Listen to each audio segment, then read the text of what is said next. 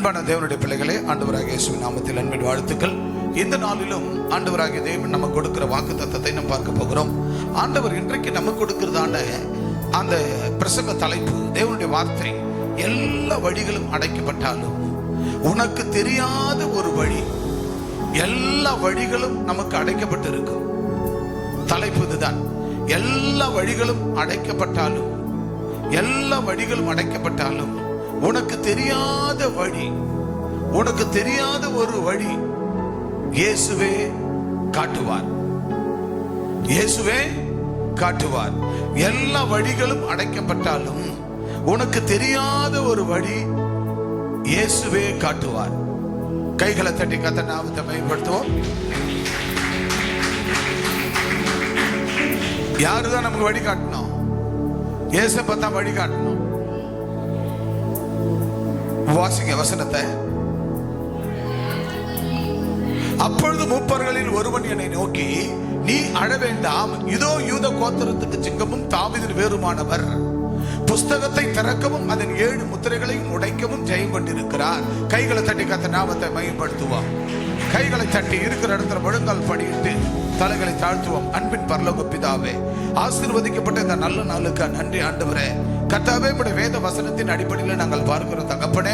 அப்பொழுது மூப்பர்கள் ஒருவன் என்னை நோக்கி, ஆண்டவரே நீ அழ வேண்டாம் என்று நோக்கி, நீ அழ வேண்டாம், இதோ யூத கோத்திரத்து சிங்கமும் தாவீதின் வேறுமானவர். ஆக யூத கோத்திர சிங்கமானவர், தாவீதும் வேறுமானவர் இயேசு கிறிஸ்து. ஆகவே அந்த இயேசு கிறிஸ்துவாகிய அவருடைய பாதப்படியில நீ அழ வேண்டும். அவருடைய பாதப்படியில மாத்திரமே, இயேசு கிறிஸ்து பாதப்படியில தன்னை தாழ்த்த வேண்டும்.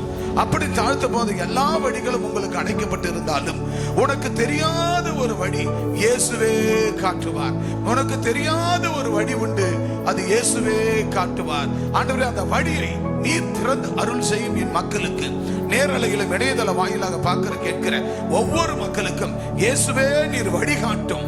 வழிகாட்டும் தீபம், துணையாளரே, தேற்றும் தெய்வமே, வழிகாட்டும் தெய்வம், துணையாளர், தேற்றும் தெய்வம் இயேசுவே, நீர்தான் வழி, நீர்தான் சத்தியம், நீர்தான் ஜீவனமாய் இருக்கிறேன்.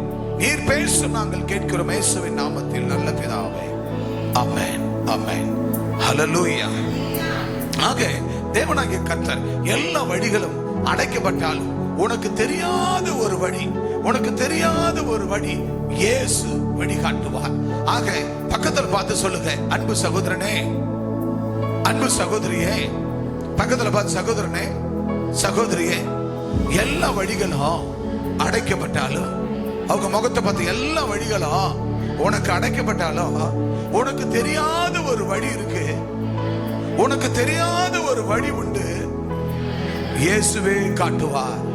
அந்த வழியை இயேசுவே காட்டுவார். இயேசுவே காட்டுவார். கைகளை தட்டி கர்த்தர் நாமத்தை மகிமைப்படுத்துவார். கையை நல்லா தட்டி இயேசுவே வழிகாட்டுவார். நமக்கு தெரியாத ஒரு வழி இருக்குது. நமக்கு தெரியாத ஒரு வழி இயேசு காட்டுவார். எல்லா வழிகளும் நமக்கு அடைக்கப்பட்டிருக்கும். ஒருவேளை உங்க வாழ்க்கையில எல்லா வழிகளும் அடைக்கப்பட்டிருக்கா?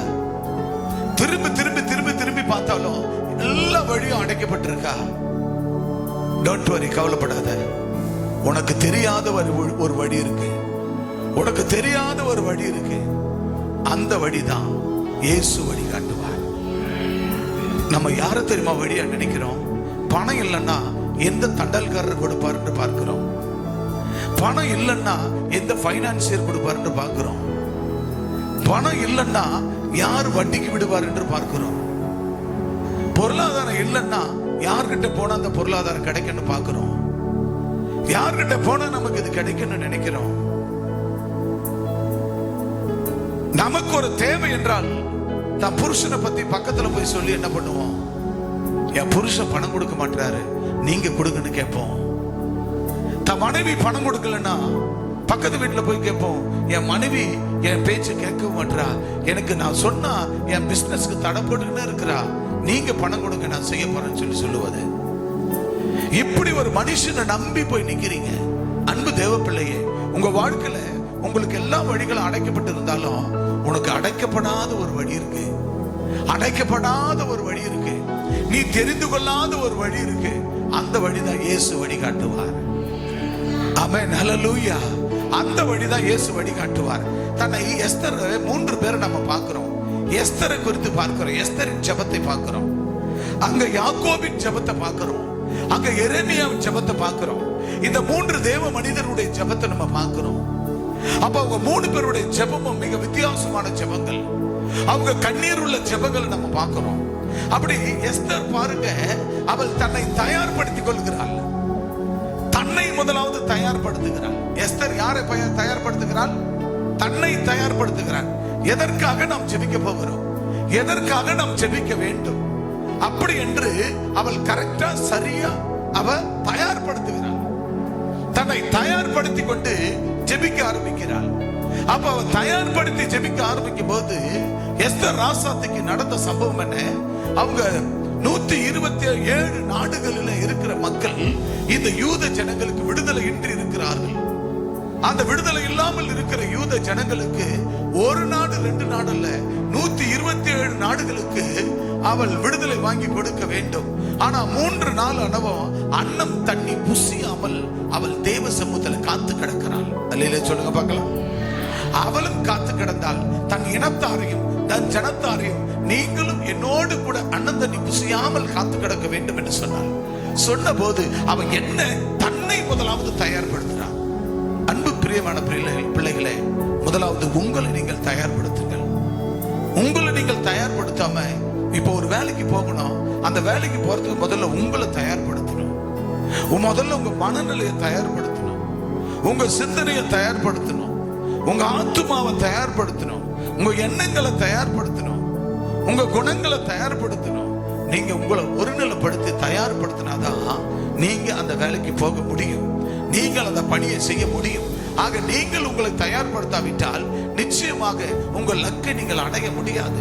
உங்க உடம்பு உங்களுக்கு ஒத்துழைப்பு தரணும், உங்க எண்ணம் சிந்தனை ஒத்துழைப்பு தரணும். இதெல்லாம் ஒத்துழைப்பு கொடுத்தாதான் நீங்க என்ன செய்ய முடியும்? நீங்க போய் ஒரு பணியை செய்ய முடியும், அல்லது ஒரு இடத்துக்கு போக முடியும், அல்லது உங்களுடைய பிசினஸை பார்க்க முடியும், உங்க தொழிலை பார்க்க முடியும். இன்னைக்கு அதிகால வேளையில மீனவர்கள் என்ன செய்வாங்கன்னா மீன் பிடிக்க போவாங்க. சில பேர் 2 மணிக்கு போவாங்க, சில பேர் 2:30 மணிக்கெல்லாம் போவாங்க, சில பேர் 3 மணிக்கு போவாங்க, சில பேர் 4 மணிக்கு போவாங்க, சில பேர் 5 மணிக்கு போவாங்க, சில பேர் பொழுது விடிஞ்சு 6:30 மணி 7 மணிக்கு போவாங்க. இங்க பக்கத்திலே போகுது கடல் மேல பக்கத்திலே போய் வரணும்னா ஒரு 6 மணி 5 மணி 7 மணிக்கு போவாங்க. ஆனா தூரத்துல மேல போகணும்னா கடல் உள்ள ஆழ்கடல் போகணும்னா அவங்க என்ன பண்ணுவாங்க? 2 மணிக்கு போவாங்க, 1 மணிக்கு போவாங்க, 12 மணிக்கு போவாங்க ராத்திரி. அந்த மாதிரி போயிட்டு ஆழ்கடல் போய் வருவாங்க. அப்ப அவங்க அங்க போகும்போது வெறுமையா போவாங்களா? அவங்களுக்கு முதல்ல அவங்களுக்கு உடை கவசம். ராத்திரில போறோம், நல்ல உடைகள், குளிருக்கு உடைகள் தேவை, அவர்களுக்கு உடை தேவை, அவர்களுக்கு குளிர் தாங்கக்கூடிய அந்த -டிகிரி அந்த செல்சியஸ்ல அவங்களுக்கு என்ன தேவை? குளிர் அடக்கக்கூடிய வஸ்திரங்கள் தேவை. அவர்களுக்கு அந்த ராத்திரில வெளிச்சம் தேவை, லைட் தேவை. அந்த ராத்திரில அவங்களுக்கு பசிச்ச சாப்பிட உணவு தேவை. அவர்களுக்கு என்னென்ன தேவை அதெல்லாம் தேவை. அது மட்டுமல்ல, அவர்களை தயார்படுத்தி கொண்டு நம்ம வீட்டுக்கு தேவையான பணம் சம்பாதிக்க போறோம். அதுக்கு தேவையான அந்த மீன்களை பிடிக்க என்னென்ன வலை வேணுமோ அந்தந்த வலை இன்ஜின் கரெக்டா இருக்குதா செக் பண்ணுவாங்க.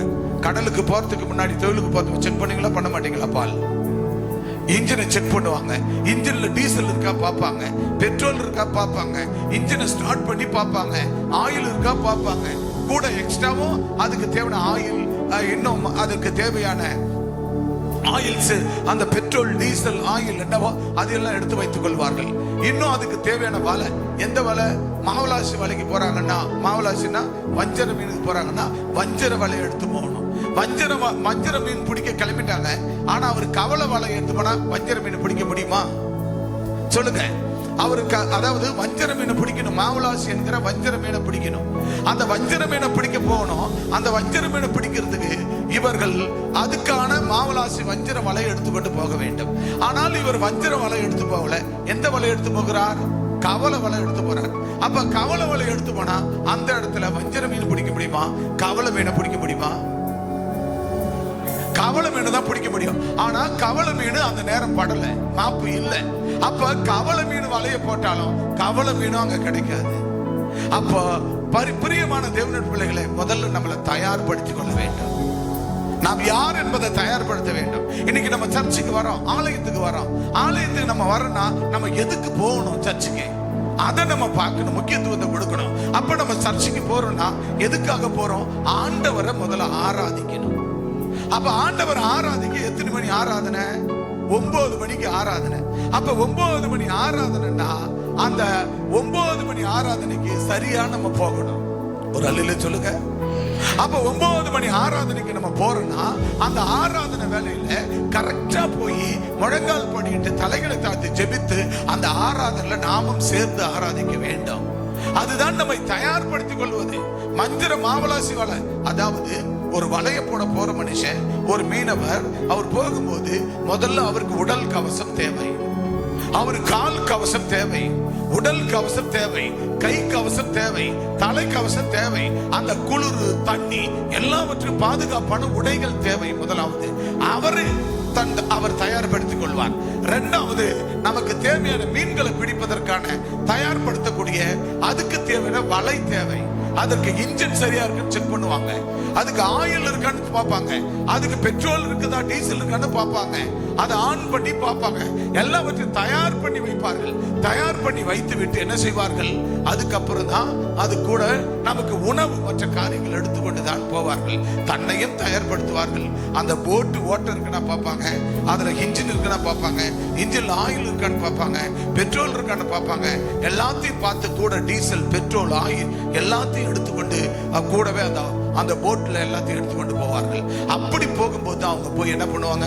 வலைகளை போடும்போது இன்னைக்கு மாவுலாசி கிடைக்குதுப்பா, இல்ல காணாங்கத்தை கிடைக்குது, காணாங்கத்தை பிடிக்க வேண்டிய வலையை எடுத்து போயிட்டு அதை காணாங்கத்தை கிடைக்கும் போது கவலை வலை எடுத்து போக முடியாது, கவலை பிடிக்கும் போது காணாங்கத்தை வலை எடுத்து போக முடியாது.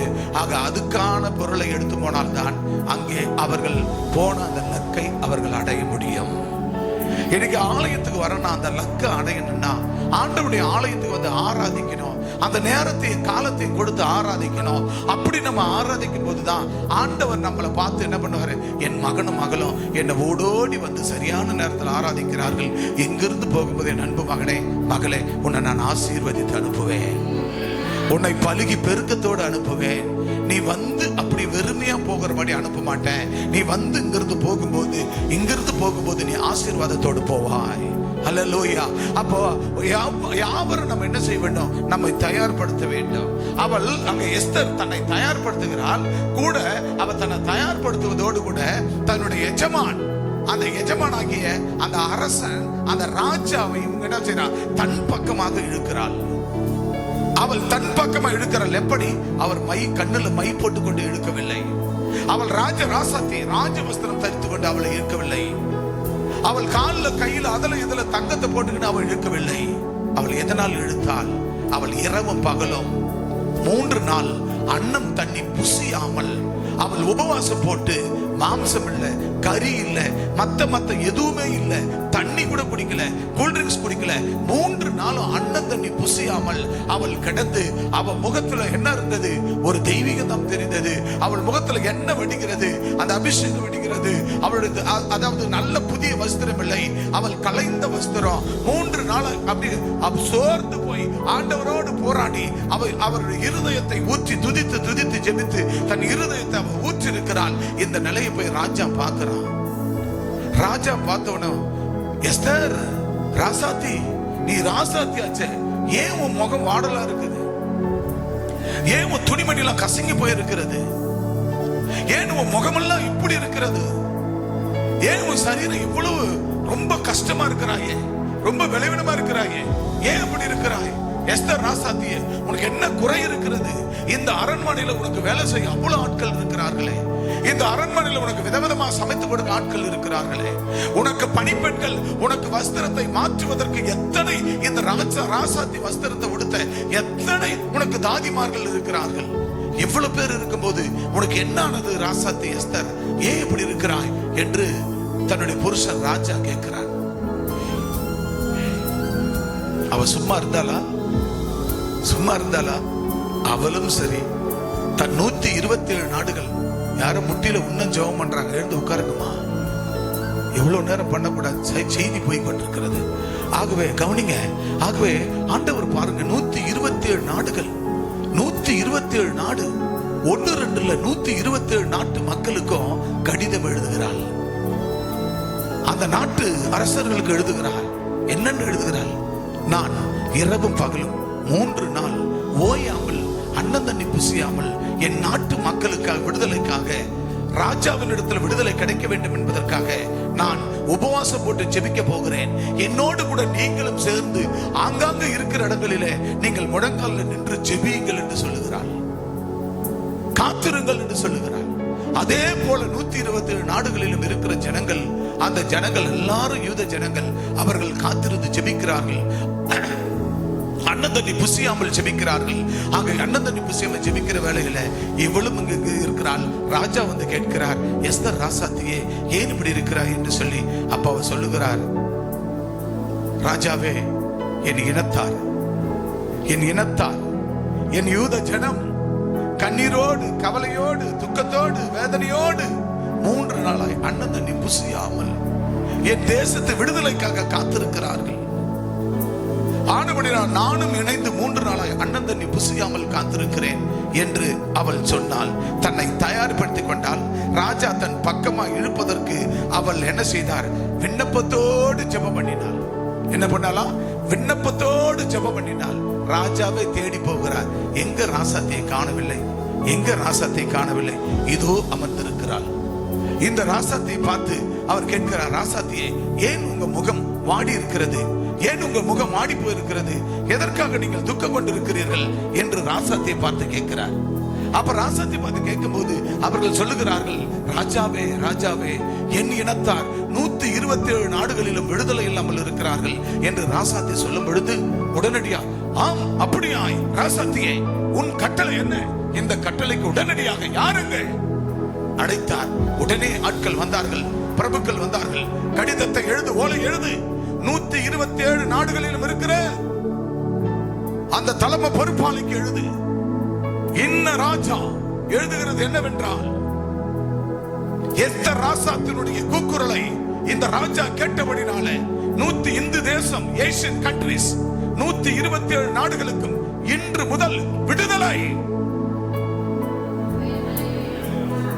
சீல போட்டார்கள், ராஜா கையெழுத்து போட்டார்.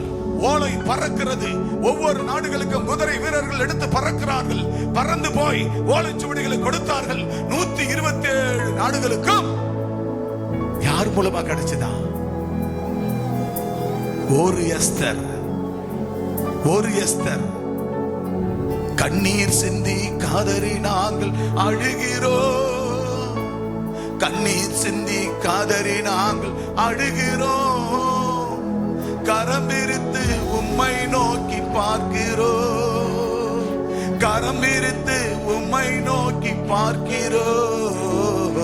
உந்தன் நாமம் மகிமை பெற வேண்டும் கர்த்தாவே, உந்தன் அரசு விரைவில் வர வேண்டும் கர்த்தாவே. சொல்லுவோம், உந்தன் நாமம் மகிமை பெற வேண்டும் கர்த்தாவே, உந்தன் அரசு விரைவில் வர வேண்டும் கர்த்தாவே. ஜெபிக்கிறோம், நாங்கள் துதிக்கிறோம், ஜெபிக்கிறோம், நாங்கள் துதிக்கிறோம்.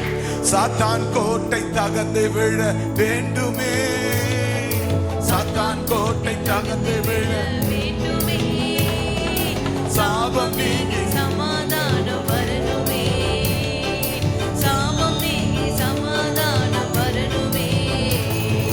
உந்தன் நாமம் மகிமை பெற வேண்டும் கர்த்தாவே, உந்தன் அரசு விரைவில் வர வேண்டும் கர்த்தாவே. எல்லாரும் சொல்லுவோம், உந்தன் நாமம் மகிமை பெற வேண்டும் கர்த்தாவே, உந்தன் அரசு விரைவில் வர வேண்டும் கர்த்தாவே. ஜெபிக்கிறோம், நாங்கள் துதிக்கிறோம், ஜெபிக்கிறோம், நாங்கள் துதிக்கிறோம். கண்ணீர் சிந்தி காதறி நாங்கள் அழுகிறோம், கண்ணீர் சிந்தி காதறி நாங்கள் அழுகிறோம், கரம் விரித்து உம்மை நோக்கி பார்க்கிறோம். சொல்லுவோமாக, கரம் விரித்து உம்மை நோக்கி பார்க்கிறோம். உந்தன் நாமம்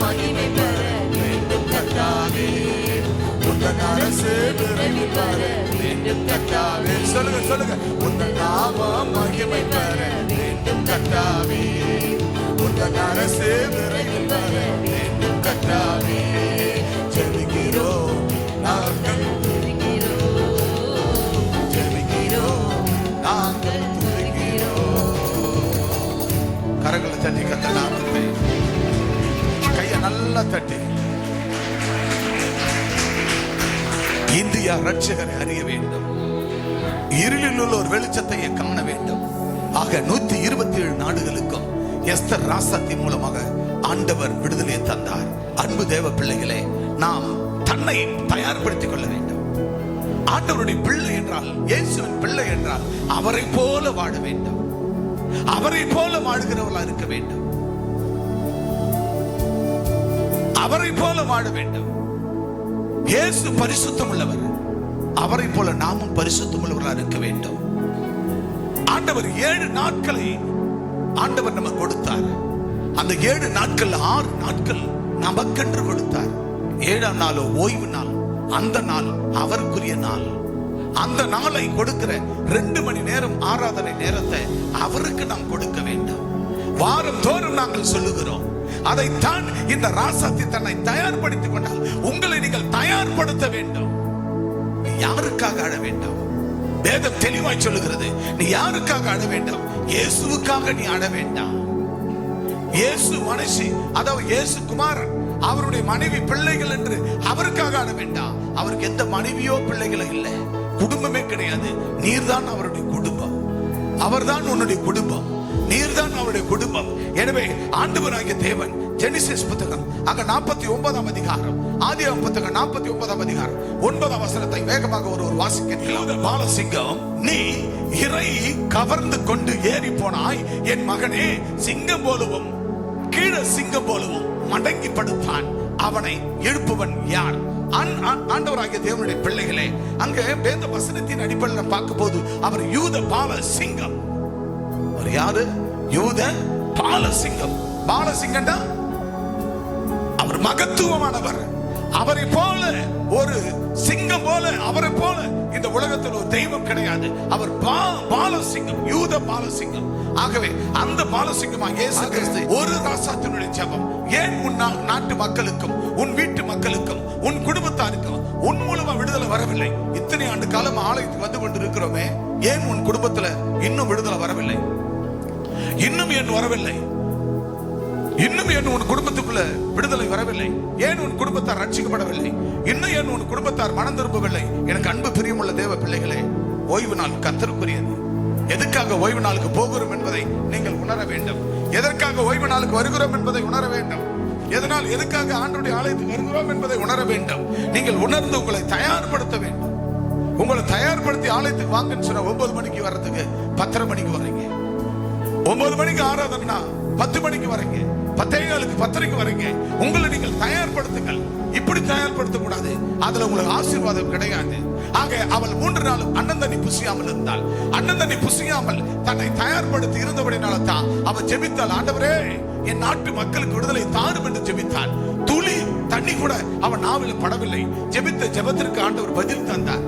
ஆக நீங்கள் காலவேளையில எழுந்து உலகப்புறமான டீ, காஃபி என்னென்ன சாப்பிடணுமோ அதெல்லாம் சாப்பிட்டு என்னமோ பிக்னிக் கல்யாணத்துக்கு போற மாதிரி நீங்க வருகிறீர்கள். அன்பானவர்கள், ஒவ்வொரு வாரம் உங்களுக்கு நாங்கள் சொல்லிக் கொண்டிருக்கிறோம். உங்களை நீங்கள் தயார்படுத்துங்கள். உங்களை நீங்கள் தயார்படுத்தி சரியான நேரத்தில் ஆலயத்துக்கு வரும்பொழுதுதான் ஆண்டவராகிய தேவன் உங்களை ஆசீர்வதிக்க வல்லவராக இருக்கிறார். நீ தயார் இல்லாம எந்த காரியத்துக்காக பர்டிகுலரா நீ ஜெபிக்கணுமோ அந்த காரியத்துக்கு ஜெபிக்கணும்.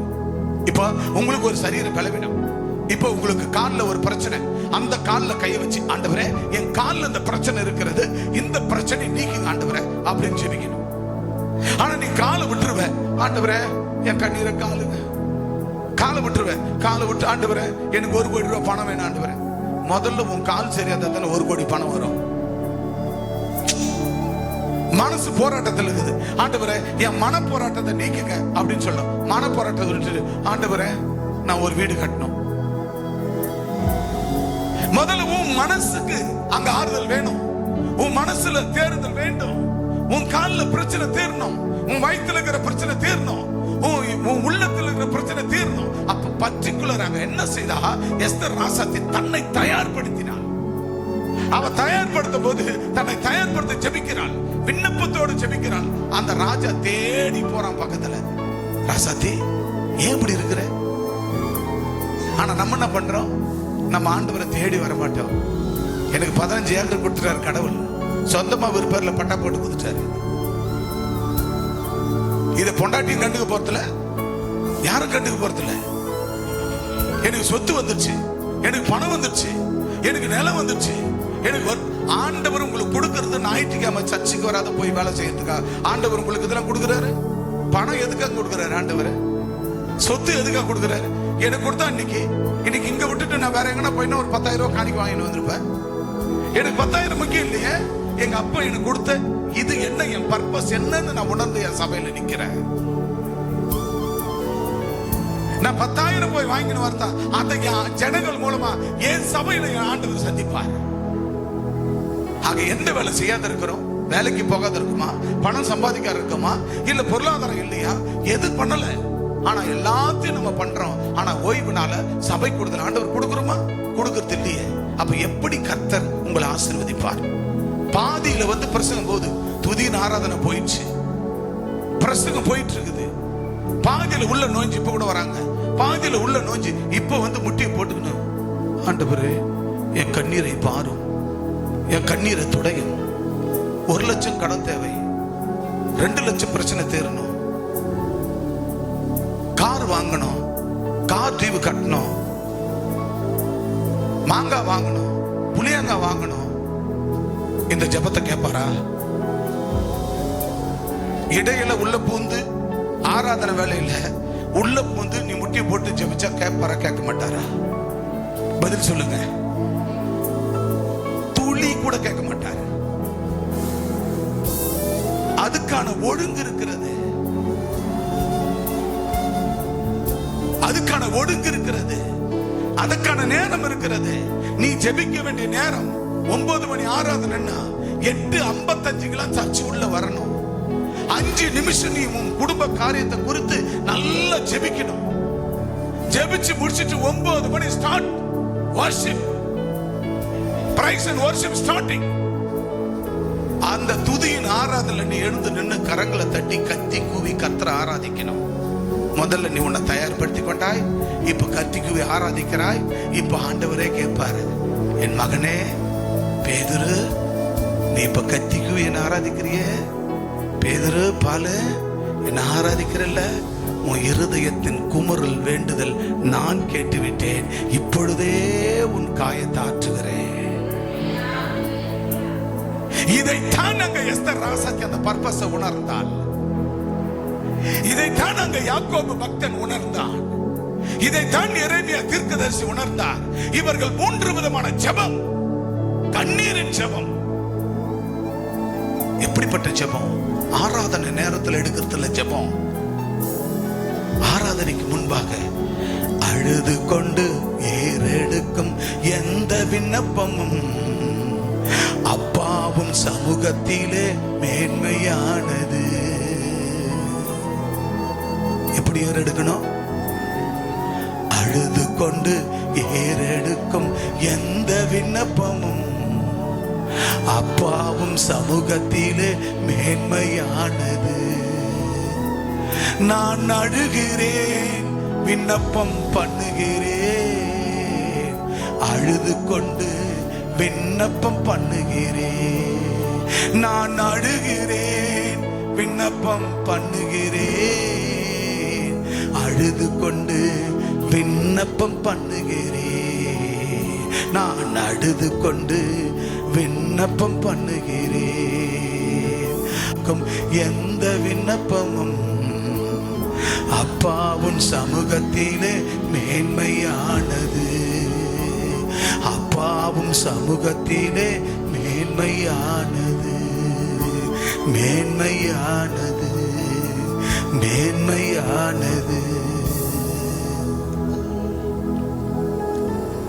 நாம் அழுது கொண்டு ஏறெடுக்கும் எந்த விண்ணப்பமும் அப்பா உம் சமூகத்தில் மேன்மையானது. நான் அழுகிறேன், விண்ணப்பம் பண்ணுகிறேன், நான் அழுது கொண்டு விண்ணப்பம் பண்ணுகிறேன். அப்ப தேவ சமூகத்தில் வந்து 6 நாள் கர்த்தர் படைத்து கொடுத்தார். 7ஆம் நாள் ஓய்வு நாள். அந்த நாளில் வந்து ஆண்டவர் சமூகத்தில் வந்து அவர் கண்டு கொடுத்த அந்த நேரத்தை காலத்தை கொடுத்து அந்த பர்பஸை உணர்ந்து அவள் தன்னைத்தான் தயார்படுத்தி கொண்டாள். ஒவ்வொரு வாரமும் நாங்கள் சொல்லி அனுப்புகிறோம், ஓய்வு நாள் கர்த்தருக்குரிய. அவர் சொல்லிக்கிட்டு தான் இருப்பாரு, நம்ம செய்யறது செய்வோம். பிரியமான தேவ பிள்ளையே, ஒரு தகப்பனா பேதுருவோ இல்ல பாலோ இல்ல ஐசக்கோ அல்லது ஜேம்ஸோ அல்லது ரூபனோ மார்க்கோ சௌர பாண்டியனோ எலிசாவோ ஆண்கள் நீங்க இருக்கிறீங்க. தகப்பனா உன் பிள்ளைய பார்த்து நீங்க சொல்றீங்க, ஏப்பா இப்படி இருக்காதப்பா, சரியா போடா ஸ்கூலுக்கு, காலேஜுக்கு சரியான நேரத்துக்கு போப்பா அப்படி நீங்க சொல்றீங்க. உங்க பிள்ளைங்க ஒரு நாள் கேட்கல, 2 நாள் கேட்கல, 1 வருஷமா கேட்கல. 1 வருஷம் முடிவுல அந்த புள்ள சரியா போவாத புள்ள 1 வருஷம் முடிஞ்சு வீட்டுக்கு வரும்போது எல்லா சப்ஜெக்டும் பாஸ் பண்ணி அப்பா அம்மா கையில கொண்டாந்து, அப்பா நான் வெற்றி கனி பறித்து விட்டேன் அப்படின்னு வந்து சொல்லுமா? அல்லது 4-5 சப்ஜெக்ட்ல ஃபெயில் ஆகி வந்து கூனி குறுகி வந்து பதைக்குன்னு வந்து நிக்குமா? அந்த பிள்ளைய பார்த்தா உனக்கு சந்தோஷமா இருக்குமா? சந்தோஷமா இருக்குமா? என்ன எடுப்ப? பரம்ப கொம்ப எடுப்பியா? எடுக்க மாட்டியா? எடுப்பியா? ஆனா நாங்க எடுக்கிறோமா? அவர் சொல்லிட்டார், நான் வரும்போது பரம்போடு வரவா, கொம்போடு வரவா அல்லது அன்போடு வரவா? என் ஊழியர்களும் தாசர்களும் பூமியில் இருக்கிறார்கள், அவர்கள் கொடுக்கிற இருவரும் கருக்குள்ள பட்டயமாகி என் வார்த்தையை கேட்டு அதன்படி பரிசுத்தமா வாழுங்கள். அப்படின்னு பரிசுத்தமா வாழ்ந்தால் நான் வரும்பொழுது பரம்போடு வரமாட்டேன், அன்போடு வருவேன். எந்த புள்ள ஒழுங்கா இருக்கிறியோ உங்ககிட்ட அன்பா வருவேன், எந்த புள்ள நீ ஒழுங்கலையோ உங்ககிட்ட பரம்போடு வருவேன். அல்லேலூயா. இப்ப சொல்லுங்க, இப்போ எங்க வார்த்தைக்கு நீங்க செவி கொடுத்தா அப்பா வரும்போது பரம்போடு உங்ககிட்ட வரமாட்டாரு, அன்போடு வருவார். இன்னைக்கு எங்க வார்த்தைக்கு நீ கீழ்ப்படியில செவி கொடுக்கலனா அப்பா வரும்போது உனக்கு பெரம்ப கொண்டு வருவார். அல்லேலூயா. இப்ப சொல்லுங்க, பெரம்பு வேணுமா அன்பு வேணுமா? சத்தமா சொல்லுங்க, அன்பு வேணுமா பெரம்பு வேணுமா? அன்பு. அந்த அன்பு வேணும் என்றால் இன்றைக்கு நீங்கள் செவி கொடுத்து கீழ்ப்படிந்து கர்த்தருடைய வார்த்தையின்படி நடக்க வேண்டும். ஆக நாம் அழுது கொண்டு ஏறெடுக்கிற எந்த விண்ணப்பமும் அப்பாவின் சமூகத்தில் மேன்மையானது. ஆக தேவ சமூகத்தில் நம்ம அழுது கொண்டு விண்ணப்பம் எடுக்கிறது மேன்மையானது. அந்த விண்ணப்பத்தை ஆராதனைக்கு முன்பா வந்து செலுத்த வேண்டும். ஆராதனை வேளையில அழுது கொண்டு ஆண்டவரை ஆராதிக்க வேண்டும். கண்ணீர் சிந்தி கதறி நாங்கள் அழுகிறோம், கரம் விரித்து உம்மை நோக்கி பார்க்கிறோம். ஆக கண்ணீர் சிந்தி கதறி கத்தி கூவி ஆராதிக்க வேண்டும். அல்லேலூயா. எனவே ஆண்டவராகிய தேவன் எஸ்தரின் ஜெபத்தை கேட்டார். அதுக்கு அடுத்து யாக்கோபின் ஜெபத்தை பார்க்கிறோம். ஆதியாகமம் 28ஆம் அதிகாரம் 21ஆம் வசனத்தை வாசிக்க கேட்கலாம். 28ஆம் அதிகாரம் 21ஆம் வசனம் ஆதியாகமம் வாசிக்க கேட்போம்.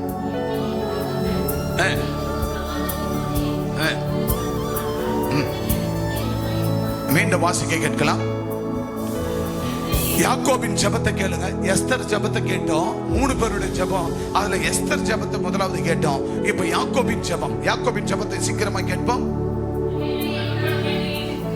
என்னை என் தகப்பன் வீட்டுக்கு சமாதானத்தோடு திரும்பி வர பண்ணினால் கர்த்தர் எனக்கு தேவனாய் இருப்பார். யாக்கோபின் ஜெபம் எப்படி இருக்குது? ஆண்டவரே, நான் இதோ புறப்படுகிறேன், நான் போயிட்டு மீண்டும் வருவரை என்னை சமாதானத்தோடு வழி நடத்தி வருவீர் என்றார். நீர் எனக்கு தேவனாய் இருப்பீர். கரங்களை தட்டி கர்த்தர் நாமத்தை மகிமைப்படுத்துவான். கைகளை தட்டி. நம்ம ஜெபம் அப்படிப்பட்ட ஜெபமா இருக்கணும். பர்டிகுலர் எண்ணத்துக்காக. இப்ப போறான் யாக்கோபு, போறாரு. போயிட்டு என் மாமா வீட்டுக்கு போறேன், நான் போயிட்டு மீண்டும் சமாதானத்தோடு நான் வரணும். அப்படி என்ன சமாதானமா நீங்க வர பண்ணீங்கன்னா எனக்கு நீங்க தேவனாய் இருப்பீர். அல்லேலூயா. அவனுடைய ஜெபம் எப்படி இருக்குது? யாக்கோபு ஜெபம், எனக்கு நீங்கள் தேவனாய் இருப்பீர் என்று சொல்லுகிறான். அன்பான என் தகப்பன் வீட்டுக்கு சமாதானத்தோடு திரும்பி வர பண்ணுவாரானால் கர்த்தர் எனக்கு தேவனாய் இருப்பார். அன்பு தேவ பிள்ளையே, அவர் சமாதானத்தோடு திரும்பி வர பண்ணுவார். ஆகவே அந்த பர்பஸை உணர்ந்து ஜெபித்தான் யாக்கோபு. அப்படியே ஆண்டவர் பொன்னோடும் பொருளோடும் புறப்பட செய்தார். அல்லேலூயா. அவன் அங்கிருந்து வரும்போது மனைவி, பிள்ளைகள், ஆடு, மாடு, எல்லா கோபர், கழுதைகள், எல்லா விதமான ஆஸ்திகள் பாஸ்திகளோடு அவன் பொன்னோடும் பொருளோடும் திரும்ப வரைக்கும் ஆண்டவர் கொண்டு வந்தார். அல்லேலூயா. இன்னைக்கு வெளிநாட்டுக்கு போறவங்களா இருந்தாலும் சரி, இங்க உள்நாட்டுல வேலை செய்யறவங்களா இருந்தாலும் சரி, நீ எந்த படியை செய்தாலும் சரி, ஒருவேளை போட்டுக்கு போனாலும் சரி, கப்பலுக்கு போனாலும் சரி, ஒருவேளை விவசாயம் பண்ணாலும் சரி, ஒருவேளை நீ எந்த தொழிலை செஞ்சாலும் சரி, ஒருவேளை நீ கோழி பண்ணை வைத்திருந்தாலும் ஆடு பண்ணை வைத்திருந்தாலும் எந்த காரியத்தை நீங்க செய்தாலும் சரி, நீங்க என்ன சொல்ற, ஆண்டவரே என்னை என் தகப்பன் வீட்டுக்கு சமாதானத்தோடு மீண்டும் திரும்பி வர பண்ணுவாரானால் கர்த்தர் எனக்கு தேவனாய் இருப்பார் என்று ஜெபிக்கிறான். அதே போலதான் ஒவ்வொன்றிலும் ஆண்டவர் சமாதானத்தை தாங்க, சமாதானத்தை தாங்க, சமாதானத்தை தாங்க, சமாதானத்தை தாங்க என்று நம்ம ஜெபம் சமாதானத்தின் தேவனுடைய ஜெபமாய் இருக்க வேண்டும். அல்லேலூயா. நம்ம ஜெபமே பண்ணாம எப்படி ஆண்டவர் நமக்கு அவர் தேவனாய் இருப்பார்? ஜெபம் பண்ணாதவர்களுக்கு அவர் தேவனாய் இருக்க மாட்டார். அங்க யாக்கோபு எப்படி ஜெபம் பண்றாரு? ஆண்டவரே என்னை என் தகப்பன் வீட்டுக்கு சமாதானத்தோடு திரும்பி வர பண்ணுவாரானால் கர்த்தர் எனக்கு தேவனாய் இருப்பார். அல்லேலூயா. அப்போ அப்படிப்பட்ட தேவன் என்ன சமாதானத்தோடு திரும்பி வர பண்ணுங்க. பொன்னோடு பொருளோடு திரும்பி வந்தான் மீண்டும். அதுபோல ஆண்டவர் நம்மை அவர் நம்பி நம்ம சமாதானத்தோடு, ஆண்டவரே இந்த படியை செய்யறேன், இந்த தொழிலை பண்றேன், இந்த பிசினஸ் பண்றேன், இந்த வேலைக்கு போறேன், இந்த காரியத்துக்கு போறேன், என்னை கொண்டு போய் நீ சமாதானமா கொண்டு போய். சமாதானம் என்ன தெரியுங்களா? நான் போக போறேங்க, இந்த ஊரை விட்டு இன்னொரு ஊருக்கு போறேன், இந்த நாட்டை விட்டு இன்னொரு நாட்டுக்கு போறேன், இந்த தொழிலை விட்டு இன்னொரு தொழிலுக்கு போறேன், இந்த வேலையை விட்டு இன்னொரு வேலைக்கு போறேன். ஆண்டவரே இந்த வேலைக்கு போறேன், இந்த தொழிலுக்கு போறேன், இந்த நாட்டுக்கு போறேன், இந்த வீட்டுக்கு போறேன், இந்த காரியத்தை செய்ய போறேன். ஆண்டவர் என்ன சமாதானத்தோடு நடத்துங்க. ஆண்டவரே சமாதானத்தோடு கொண்டு போய் திரும்ப வர பண்ணினால் நீர் எனக்கு தேவனாய் இருப்பீர் என்று ஜெபிக்கிறான். அப்படித்தான் நம்ம வாழ்க்கையில ஒவ்வொரு காரியத்திலும் நம்ம நன்மை பெறணும். ஒரு தோட்டத்துல ஒரு பிசினஸ் பண்றோம், ஒரு தோட்டத்துல ஒரு தொழில் பண்றோம், இல்ல ஒரு வீட்டுல ஒரு தொழில் பண்றோம், ஒரு கடையில் ஒரு தொழில் பண்றோம், ஒரு பிசினஸ் பண்றோம். எதை செய்தாலும் அதுல ஆண்டவரே இதை நான் கையிட்டு செய்ய போறேன், இதுல என்ன சமாதானத்தோடு திரும்பி வர பண்ணுங்கப்பா என் வீட்டுக்கு அப்படின்னு சொன்னா கர்த்தர் அந்த தேவ அதுல சமாதானம் என்ன தெரியுமா? அந்த ஆண்டவர் 100 மடங்கு ஒரு விதைக்கு 100 கனிகளை கொடுத்து உன்னை சமாதானமா ஆசீர்வதிப்பார். அல்லேலூயா. அப்போ நம்ம பண்ற வேலை என்னன்னா, போயிட்டு ஒரு பணியை செஞ்சுட்டு வரோம், ஒரு வேலையை செஞ்சுட்டு வந்து கொடுக்குறோம், ஒரு பணியை செஞ்சிடறோம், ஒரு பொண்ணை போய் பார்த்துடுறோம், ஒரு பையனுக்கு மாப்பிள்ளை பார்த்துடுறோம், ஒரு பையனுக்கு பொண்ணை பார்த்துடுறோம், ஒரு பொண்ணுக்கு மாப்பிள்ளை பார்த்துடுறோம், எல்லாத்தையும் பார்த்துட்டு வந்து அப்புறம் பாஸ்டர் கிட்ட வரோம். இதுல ஆண்டவர் சமாதானத்தை கொடுக்க மாட்டார். நீ ஒண்ணு கையிட்டு செய்யறதுக்கு முன்னாடி இங்க வந்து சொல்லி, பாஸ்டர் கிட்ட சொல்லி, அப்பா எனக்கு இந்த மாதிரி ஒரு காரியத்தை செய்யணும், அதுக்காக நீங்க ஜெபம் பண்ணுங்க, ஆண்டவர் எப்படி உங்களை வழி நடத்துறாரோ அது போல எங்களை நடத்துங்க அப்படின்னு சொல்லி போதகர்கிட்ட, போதகர் அம்மா கிட்ட வந்து சொல்லி அவர்கள் மூலம் ஆலோசனை பெற்று ஜெபித்து, உங்களுக்கு ஆண்டவர் சமாதானத்தை இதுல நடத்துறாருன்னா இதை நம்ம செய்யலாம், செய்யுங்க அப்படின்னு சொல்லணும். அல்ல சொல்லுங்க பார்க்கலாம். ஆக அங்க யாக்கோபுடைய ஜெபம் எப்படி இருந்தது? என்னை என் தகப்பன் வீட்டுக்கு சமாதானத்தோடு திரும்பி வர பண்ணுவாரானால் கர்த்தர் எனக்கு தேவனாய் இருப்பார் என்று ஜெபித்தான். அதே போல அவன் பொன்னோடு பொருளோடு புறப்பட செய்தார். ஆக 3வது ஜெபம் எரேமியாவின் ஜெபம். எரேமியா புத்தகம் 31ஆம் அதிகாரம் 16ஆம் வசனம். நீ அழாதபடிக்கு உன் சத்தத்தை அடக்கி, நீ கண்ணீர் விடாதபடிக்கு உன் கண்களை காத்துக்கொள் என்று கர்த்தர் சொல்லியிருக்கிறார். உன் கிரியைகள், அப்போ நீ உன் கையின் கிரியையாக நீ எதை செய்தாயோ அதற்கு பலன் உண்டு என்றார். எரேமியா உன் கண்ணீருக்கு பலன் உண்டு. அல்லேலூயா. எரேமியா ஜெபித்த கண்ணீரின் ஜெபத்திற்கு பலன் உண்டு. இன்னைக்கு அநேகர் என்ன பண்றதுன்னா முட்டி போடுறது இல்லைங்க, முட்டி போடுறது இல்லை.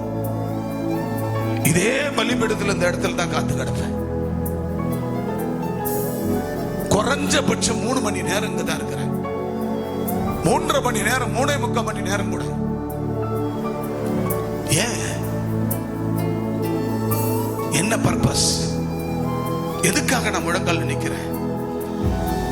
எனக்காகவும், என் குடும்பத்திற்காகவும், என் நாட்டு மக்களுக்காகவும், என் சபையில கொடுக்கப்பட்ட மக்களுக்காக பல மணி நேரம் இந்த இடத்துல முழங்கால் நிக்கிறேன். இங்க இருக்கிற என் அன்பு சகோதர சகோதரிகளே, இந்த வீடியோவை பார்க்கிற கேட்கிற ஒவ்வொருவரும் சரி, இணையதளம் வாயிலாக பார்க்கிற கேட்கிறவர்களும், நேரலையில சபையில் இருக்கிறவர்களும் சரி, ஒரு நாளைக்கு எத்தனை மணி நேரம் நீ முழங்கால் படிடுகிறாய்? எத்தனை மணி நேரம் முழங்கால் படிடுகிறாய்? முட்டியை போட்டு எத்தனை மணி நேரம் நீ ஜெபிக்கிறாய்? உன் மனசாட்சியை தொட்டு ஏறெடுத்து பார். எரேமியா அவன் ஜெபித்த ஜெபங்களுக்கு அவன் கண்ணீரோடு ஜெபித்தான். அவன் ஜெபித்த அந்த ஜெபத்திற்கு கர்த்தர் பலனை தந்தார், பலனை கொடுத்தார். லாஸ்டா வாசிக்கலாம், லூக்காவின் புத்தகம் வாசித்து முடிக்கலாம். லூக்கா 23ஆம் அதிகாரம் 28ஆம் வசனம். இயேசு அவர்களுக்கு முகமாய் திருப்பி, எருசலேமின் குமாரத்திகளே, நீங்கள் எனக்காக அழாமல் உங்களுக்காகவும் உங்கள் பிள்ளைகளுக்காகவும் அழுங்கள். கைகளை தட்டி, கைகளை தட்டி, நல்ல கரங்களை தட்டி. அன்பு தேவ பிள்ளையே, இயேசு அவர் எனக்காக நீங்கள் அழ வேண்டாம், உங்களுக்காகவும் உங்கள் பிள்ளைகளுக்காகவும் நீங்கள் அழுங்கள் என்றார். அன்பானவர்களே, நீங்கள் ஒரு நாளைக்கு எத்தனை மணி நேரம் உங்களுக்காக உங்க பிள்ளைகளுக்காக அழறீங்க? லூக்காவில் என்ன சொல்லப்படுது? நீங்கள் ஸ்திரீயே, நீங்கள் எனக்காக அழ வேண்டாம், உங்களுக்காகவும் உங்கள் பிள்ளைகளுக்காகவும் அழுங்கள் என்றார். ஆனா நீங்க என்ன பண்றீங்க? உங்களுக்காக உங்க பிள்ளைகளுக்காகவும் முட்டியை போட்டு 1 மணி நேரமாவது முட்டி போட்டீங்களா? ஒரு நாளைக்கு 1 மணி நேரமாவது முட்டி போட்டு அழறமா? முட்டி போட்டு அழுது ஜெபிக்கிறோமா? சொல்லுங்க, முட்டி போட்டு அழுது ஜெபிக்கிறோமா? இவங்க இது படிக்கிறாங்க, அவங்க இது படிக்கிறாங்க, இவங்க இதை பண்றாங்க, அவங்க இதை பண்றாங்க, அப்படி இதை பண்ணா அவங்க இந்த புடவை கட்டினா நான் கட்டணும், அவங்க அந்த நகை போட்டா இதை நான் போடணும், இவங்க இதை செய்யறாங்க நான் இதை செய்யணும், அவங்க வீடு கட்டுறாங்க நான் கட்டணும், அவங்க பெரிய டிவி வாங்கிட்டா நான் வாங்கணும், அவங்க கப்பல் வச்சுக்கிறேன் நான் கப்பல் வாங்கணும், அவங்க ஏரோப்ளேன் நான் ஏரோப்ளேன் வாங்கணும் அப்படின்னு அவங்க அவங்க அவங்க அவங்க அவங்கள பார்த்தே இன்னைக்கு கடைக்காரன் ஆகி கடைக்கோட்டில இன்னைக்கு தெருவில் வந்து நம்ம நிக்கிறோமே தவிர, ஆனால் நமக்காகவும் உனக்காகவும் உங்கள் பிள்ளைகளுக்காக நீங்கள் அழுகிறீர்களா? அழுகிறீர்களா? வேதம் என்ன சொல்ல? இயேசு என்ன பண்ணார்? அப்படி திரும்பி பார்த்தா, ஸ்திரியே, எருசலேமின் குமாரத்திகளே, நீங்கள் எனக்காக அழ வேண்டாம், உங்களுக்காகவும் உன் பிள்ளைகளுக்காக அழுங்கள். பிள்ளைங்களுக்கு சோறு போட்டா போதாது, பிள்ளைங்களுக்கு செல்போன் கொடுத்தா போதாது. யாருக்காக அழுகிறோமோ அதே போலதான் நாம் நமக்காகவும் நம்ம பிள்ளைகளுக்காக அழும்போது ஆண்டவராகிய தேவன் அந்த அழுகையின் கண்ணீருக்கு பலன் உண்டு. நீங்க அழுது ஜெபிக்க மாட்டீங்க, நீங்க முட்டி போட்டு அழுது ஜெபிக்க மாட்டீங்க. ஆனா எங்க பாஸ்டர் அவர்தான் எங்களுக்கு ஜெபிக்கணும், அவர்தான் என் தொப்புள் கொடி உறவுகளுக்கு ஜெபிக்கணும், அவர்தான் பேய் ஓட்டு பிசாசு ஓட்டணும். எங்க வீட்டுல இருக்கிற எங்க அண்ணன் தம்பிகளை, அக்கா தங்கச்சி, என் பிள்ளைகளை அவர்தான் பேய் ஓட்டி வந்து இட்டு போகணும். அப்ப ஏசப்பா சொன்னாரு, நீங்க எனக்காக அழாதீங்க, நான் செத்து போகல, நான் உயிரோடு எழுந்துக்க போறேன், நான் உயிருள்ள கடவுள், நான் உயிருள்ள தெய்வம். நீ எனக்காக அழாத, உன் மனைவி பிள்ளைகளுக்கு அழு, நீ உங்களுக்காக அழு, உங்களுக்கு நன்மை, உன் அண்ணன் தம்பிக்கு அழு, உன் அக்கா தங்கச்சிக்கு அழு, அவங்க ரட்சிப்புக்கு அழு, அவங்க ரட்சிக்கப்பட்ட ஞானஸ்தானம் எடுக்கிறதுக்கு அழுவு, அவங்க ஆலயத்துக்கு வர்றது அழுவு, சபைக்கு வராம வீட்டுல சுத்துறாங்களே அவங்களுக்கு அழுவு, இன்னும் அவங்க இன்னும் ஆண்டவருடைய ஓய்வு நாளை விட்டுட்டு உலக பிரமாணம் போய் கொண்டிருக்கிறார்களே அவர்களுக்கு அழு, அவர்கள் ஆலயத்துல கொண்டு வர அழு, அதுக்கு முழங்கால் போடு, உபவாச நாள் நேமி. எதுக்கு வெள்ளிக்கிழமை செத்தாரு, ஞாயிற்றுக்கிழமை உயிர்த்து எழுந்தாரு? வெள்ளிக்கிழமை நான் சும்மா மாங்காய் புளியங்காவா? அந்த வெள்ளிக்கிழமை எதுக்கு நம்ம உபவாச நாள் வச்சிருக்கிறோம்? இது இன்னைக்கு இல்ல, 2024 வருஷத்துக்கு முன்னாடி இயேசு கிறிஸ்து சிலுவைக்கு போனாரே, கல்வாரிக்கு போனாரே, அன்று வெள்ளிக்கிழமை உயிரை விட்டார், 3ஆம் நாள் ஞாயிற்றுக்கிழமை உயிர்த்தெழுந்தார். ஆக அவர் உயிர் விட்ட அந்த நாளை தான் நம்ம இன்றைக்கு மகா உபவாச நாளா கொண்டாடி கொண்டிருக்கிறோம். எத்தனை பேர் லீவா இருந்தாலும், ஸ்கூல் காலேஜ் லீவா இருந்தாலும், எதுவா இருந்தாலும் அந்த நாள்ல வரமாட்டோம், அந்த நாள்ல வரமாட்டோம். வேலைக்கு போறவங்க போனாலும், வீட்டுல இருக்கிற பிள்ளைகள் நம்ம வரணும், வேலைக்கு போயிட்டு வந்தாலும், ஓ டைம் பாக்குற 10:30, இப்ப போனா உபவாச ஜெபத்துல கலந்துக்கலாம், ஓடி ஆடணும். 11 மணியா, இப்ப போனா கலந்துக்கலாம், ஓடி ஆடணும், ஓடி வந்து கலந்துக்கணும். அது எப்பேற்பட்ட வெள்ளிக்கிழமை தெரியுதா உனக்கு? மகா உத்தமர், உன்னதத்துக்குரியவர், பரிசுத்த தெய்வம், ஒரே ஒரு கடவுள், இந்த உலகம் பார்க்காத ஒரே கடவுள் ஆண்டவர் இயேசு உனக்கு எனக்கு உலக மக்களுக்கு மரித்த ஒரு நாள் அதுதான் வெள்ளிக்கிழமை, உயிர்த்த ஒரு நாள் அதுதான் பரிசுத்த ஓய்வு நாளாகிய 7ஆம் நாள். ஆக அவர் வெள்ளிக்கிழமை மரித்தார், 3ஆம் நாள் ஞாயிற்றுக்கிழமை உயிர்த்தெழுந்தார். ஆக வெள்ளிக்கிழமை ஞாயிற்றுக்கிழமை மிக உன்னதமான நாள். இன்னைக்கு முஸ்லிம்கள் வெள்ளிக்கிழமைய அவங்க வைக்கிறாங்க ஆராதனை, வெள்ளிக்கிழமை அன்னைக்கு அவர் மரித்தார். ஆக மரித்த அந்த நாள் அவங்க கொண்டாடி கொண்டிருக்கிறார்கள். இயேசு கிறிஸ்துவை அவர்கள் இஸ்லாமிய தெய்வமாக வணங்கி கொண்டிருக்கிறார்கள். ஆகவே என் அன்பான தேவ பிள்ளைகளே, அவர்கள் ஒரு மாறுபட்ட கோணத்தில் வணங்குகிறார்கள். இயேசு கிறிஸ்து இந்துக்கள் மாறுபட்ட கோணத்தில் சிலை வைத்து வணங்கி கொண்டிருக்கிறார்கள். ஆனா கர்த்தருடைய பிள்ளைகளா இருக்கிற நீங்களோ நானும் இயேசு மரித்தார், உயிர்த்தெழுந்தார், பரமேறினார். இன்றைக்கு பரிசுத்தர் நம்மோடு இருக்கிறார். பரிசுத்த ஆவியானவர். நம்ம வீட்டுல படங்கள் வைக்க கூடாது, இயேசுனார் உருவத்தை வைக்க கூடாது, இயேசுனார் சிலுவை வச்சு கொடுக்கிறது, அதை வச்சு நம்ம கும்பிட கூடாது. ஆக நமக்கு கர்த்தர் இன்றைக்கு அவர் பரிசுத்த ஆவியானவரா இருக்கிறார். ஆக பரிசுத்த ஆவியானவர் நம்ம போய் நின்று நம்ம வீட்டுல உலாவி கொண்டிருப்பார். நம்ம வீடு முழுவதும் பரிசுத்தவர் உலாவி கொண்டிருப்பார். அப்படித்தான் இன்றைக்கு இருக்கிறார். எனவே அப்பேற்பட்ட தேவனாகிய கர்த்தர் நமக்கு என்ன சொல்லி கொடுத்தார்? நீங்கள் எனக்காக அழ வேண்டாம், எனக்காக அழ வேண்டாம். யாருக்காக அழுங்கள்? உன் தொப்புள் கொடி உறவுகளுக்காக, உங்கள் குடும்பத்திற்காக, உங்கள் பிள்ளைகளுக்காக அழுங்கள் என்று கர்த்தர் சொன்னார். அல்லேலூயா. நீ எனக்காக அழாத, உன் தொப்புள் கொடி உறவுகளுக்காக, உனக்காகவும் உன் குடும்பத்துக்காகவும் உன் பிள்ளைகளுக்கு அழுங்கள் என்று கர்த்தர் சொன்னார். ஆனா நகைக்காகவும் பணத்துக்காகவும் பொருளாதாரத்துக்காகவும் சொத்துக்காக சீர்கட்ட அழிய போற இந்த பொருளுக்காக ஆண்டவரை வீணில வித்து போடுறோம். எனக்கு அன்பான தேவ பிள்ளைகளே, இந்த வார்த்தை உனக்கு புரியுமானால் எல்லா வழிகளும் உனக்கு அடைக்கப்பட்டாலும் உனக்கு தெரியாத ஒரு வழி இருக்குது. அந்த வழிதான் இயேசு காட்டுவார். அந்த வழியை இயேசு காட்டுவார். உனக்கு தெரியாத ஒரு வழி, அதுதான் இயேசுவின் வழி. அந்த வழியை ஆண்டவர் காண்பிப்பார். அந்த வழியை கர்த்தர் உனக்கு இன்றைக்கு திறந்து விட்டார். அந்த வழியை இன்றைக்கு விசாலமாக்கி விட்டார். ஆகவே அந்த வழியை கேட்டு பெற்றுக்கொள். உனக்காக, உன் தொப்புள் கொடி உறவுகளுக்காக, உன் பிள்ளைகளுக்காக அழுங்கள். மற்ற அடித்து கொடுக்கிற பணத்துக்காக, பொருளுக்காக, சொத்துக்காக, வீட்டுக்காக, கார் பங்களாவுக்காக, அவன் வீடு கட்டான் நான் கட்டணும், அவன் சொத்து வாங்கிட்டான் நான் வாங்கணும், அவன் கார் வாங்கிட்டான் நான் வாங்கணும், அவன் இப்படி ஆயிட்டான் நான் ஆகணும். அதுக்காக அழாத. மண்ணை நோண்டி பொச்சிடுவான் சாத்தான். நீ வாழ வேண்டியது 100 வயசு, 100 ஆண்டு காலம், ஒரு செஞ்சுரி இங்க இருந்து அழியாத கர்த்தரை, அழியாத தெய்வத்தை உன் சொந்த ரட்சகரை ஏற்று உன் தொப்புள் கொடி உறவுகளை ஆண்டவர் சொன்னாரே, உனக்காகவும் உங்களுக்காகவும் உங்க பிள்ளைகளுக்கு அழுகல் என்றாரே, அப்படி அழுகல். ஒவ்வொரு நாளும் அழுது புலம்பி, ஆண்டவரே என் தொப்புள் கொடி உறவை கொண்டு வாங்க. என் தம்பி மீன் பிடிச்சு கொடுக்கிறதுக்கு மட்டும்தான் என் தம்பி வேணும், எறா வேணும், அதுக்கு தான் தம்பி. ஆனா அந்த தம்பி தும்பிக்கு யார் வேணும்? கர்த்தர் வேணும்.